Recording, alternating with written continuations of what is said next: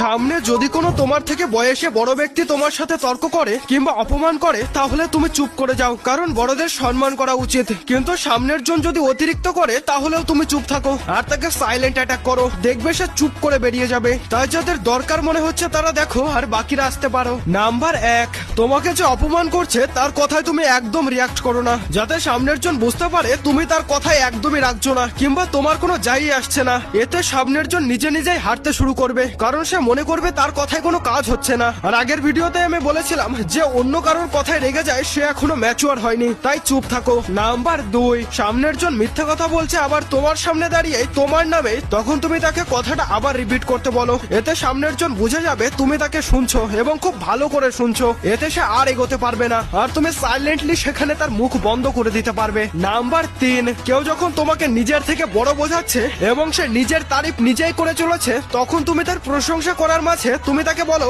দেখ ভাই তোর কথা তো ঠিক আছে কিন্তু এখন আমার শোনার মুড নেই, তুই পরে বলিস আমি খুব মন দিয়ে শুনবো। ব্যাস ওখানেই তার হাওয়া টাইট হয়ে যাবে। আর হ্যাঁ, তোমরা চাইলে আমাকে বন্ধু ভেবে সাবস্ক্রাইব করতে পারো, আশা করি পাশে থাকতে পারবো।